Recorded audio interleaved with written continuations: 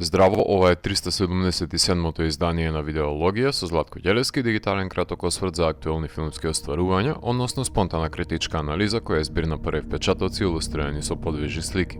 На денешниот репертоар е Holy Cow од Луис Курвоазие, во кој станува збор за промената во животот на Тотон, глумен од Клемент Фаво,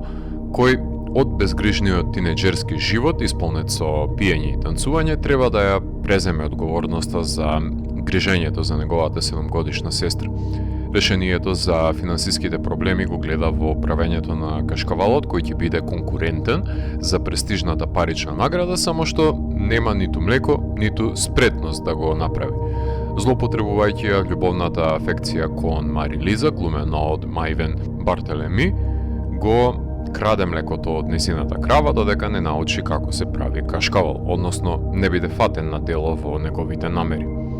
Може би најбезбедната солуција за почеток на долгометражна кариера е со coming of age филм, затоа што детството најтазе е во сеќавање на авторите, а универзалноста на тропите на осознавањето на себе си во светот на возрастните, растегнувајќи се со нереализираностите кои фрустрираат во тинеџерското тело, се лесни за поврзување со секоја гледачка публика, на кој јазик и да се говори, во случајов на француски, но мора да има дистинкција помеѓу делата од овој жанр, односно без разлика на установените конвенции, авторот мора да пресече парче од своето тело, што ќе биде индикација дека гледаме автентичен филм на доследно прикажување на доживувањата. Во поглед на овој филм, рустикалната поставеност на ликовите во реонот Јура во источна Франција овозможува да направиме паралела помеѓу животот во нашата рурална следина и делото, ако може да се направи некаков еквивалент, затоа што ниту ја има современата опрема кај нас, ниту се одржуваат надпревари по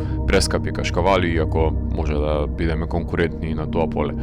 Тотон, покрај тоа што е торпедиран во светот на возрастните, тој треба да се носи со насилните и одмаздолюбиви момци, да остане непосакан во неговиот видокруг, каде му се затвораат вратите за просперитет, иницирано од неговата насилна реакција на исмевањето, кога ќе се обиде да и пристапи на Марилиза,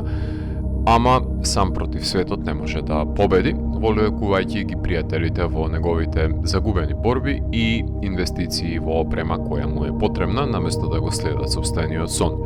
Тука се коваат карактерите и се спознава светот во иднина, кој ќе биде исполнет со злобни луѓе кои ќе најдат начин да те омаловажат и честни и верни пријатели кои ќе бидат од помош и подадат рак. Љубовта, барем во овој филм, искористена е како орудие за манипулација, за да се стекне светото млеко, меѓутоа изневерената доверба и лагата воопшто се причинители за Тотон да научи една значајна животна лекција која се сомневам дека ќе ја свати. Да побараше млеко од Марилиза, немаше да има потреба да се сними филм, да се поедностави действието. Во обликувањето на неговиот лик се нанесуваат удари од каузалниот след, затоа што не може навек да краде, лаже и да се тепа, но кога ќе се огледа колку не знае како функционира светот на возрастните, наместо да приоѓа со залет без размислување и нема да може да конкурира за кашкавалот, единствена светла точка за преживување, која јас ја гледам, е да биде калфан на искусната произведувачка на кашкавал, иако не верувам дека се уште е подготвен да инвестира во добиток и да започне бизнис, затоа што има уште многу да учи. Прашањето е дали има трпение или ќе ја упропасти и оваа можност со неговото себство. Режисерката свесно ги избегнува јамите на тегобите во самиот тон на филмот и да беше британски овој филм максимално ќе беше потопен во мизери порн домените, но авторката од вториот чин се подпира на авантуристичкиот дух и не дозволува да биде скршен, што е својствено за ова дело, за разлика од други. Режисерката демонстрира емпатија кон протагонистот и бара начин како со помош на хумор и грижа да ја избалансира натежнатоста. Убаво е изиграна една од животните метафори за микрозаедницата во која родителот починува во сообраќајка и забавата во градот се организира со надпревар во превртување на автомобили кои понекогаш ги успеваат, а понекогаш ги убиваат возачите. Полн погодок е изборот на натуршчиците Клемент и Мајвен да го предводат филмот. Не само затоа што наликуваат како да го знаат селскиот регион и управуваат како свој дом, туку со оглед на тоа што се појавуваат за прв пат на филм, носат со себе своевидна автентичност во улогите, во кои без разлика што имаат јасно зацртани цели, неудобноста во своето тело од време на време знае да се манифестира. Во предизвиците дознаваме од што се направени нивните ликови и табиетите испливуваат на површина. Иницијалната паралела со деликвентните потфати за преживување на младите ликови може да се поистовети со делата на браќата Дарден, но мислам дека мрачнотијата и суровоста бележити во нивните творби се ескивираат во подписот на режисерката, па затоа ќе повлечеме на друга аналогија, и тоа со британски безделничари од филмот The Angel's Share од Кен Лоуч, каде наместо по кашкавал се трагаше по брза заработка од бизнисот со виски, вклучувајќи ги и хуморесните чинители присутни во двете дела. Патем, знаете колку неславно завршија крадците на млеко во First Cow од Райкард, но тој филм не го гледале децата од источна Франција. Кинематограферот Елио Балезо не може да улови лош кадар во пасторалната идила, но тој упорно ги следи во чекор протагонистите, какви незгоди и да наумиле нерани мајковците, бркајќи натурализам, доловувајќи ја летната жега во дневните кадри во екстериерите со живнатите бои на природата, во најширок можен аспект на снимање, да се доловат по линијата долж секој кадар, додека крупните ги чува за Тотон кој го следи во чекор до наредната негова ерупција. Режисерката неретко ги ангажира членовите на низината фамилија во проектите кои ги работи, како што е случајот со композиторите Чарлс и Линда Курвоазие, кои ги затегнуваат гуталата во транзиционите сцени, наслушнуваме електронски бит во бегството на децата и вињети на капела и ритам кога ги планираат нивните пиздари. Останатиот дел од филмот се држи до натурализмот и звуците од природата. Монтажерката Сара Грусет воспоставува многу јасна наративна линија со коти кои се препознатливи за акцентирање на чиновите на делото, што значи дека има голема контрола за задржување на вниманието, потпирајќи се на непредвидливоста на секој нареден кадар кој следува во преодредениот филмски жанр. Француската режисерка со швајцарско потекло, Луис Курвоазие,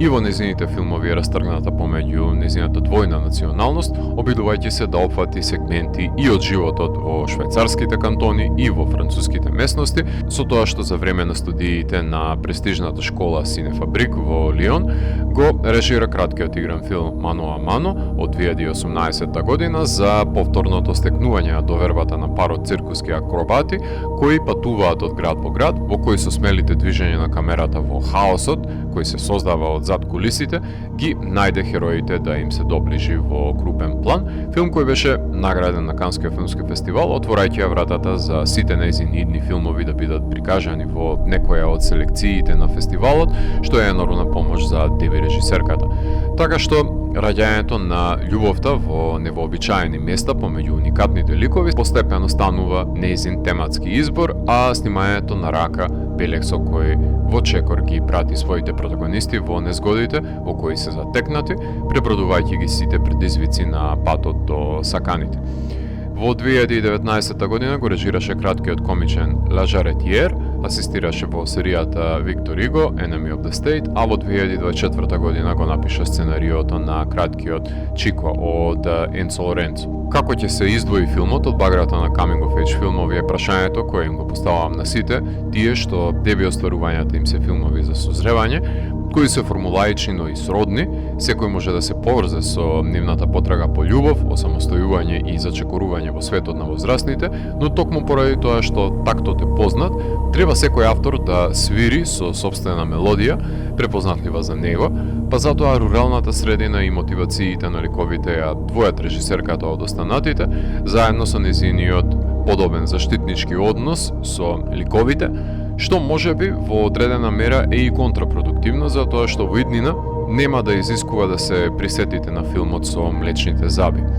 Филмот имаше својата премиера на Канскиот филмски фестивал во селекцијата Uncertain Regard, како што доликува за едно француско деби остварување, каде ја доби наградата за младите, потоа беше награден на фестивалите во Томасо и Ваљадолид, се прикажа исто така и на Карлови Вари, Ерусалим, Black Nights, Тајпеј, Гетеборг, Буенос Ајрес, а освои и 2 награди Лумиер и 2 награди Сезар. Пирамид ги имаат правата за дистрибуција во цел свет, а Кино Лорвер во САД. Coming of age мелодрама за момчето кое ќе мора да се носи со последиците на неговите немарни одлуки во светот на возрастните, а попатно ќе најде љубов помеѓу селското сено и по некое парче преценет кашкавал. Ако морам да го еволуирам, тогаш Holy Cow од мене има 4 од 5. Доколку ви се допадна 377-то издание на дигиталната архива Видеологија, лајкувајте го видеото, споделете го и следете го каналот. Последете и поснатите рецензии на виртуелната полица. Ви благодарам за вниманието. Поздрав!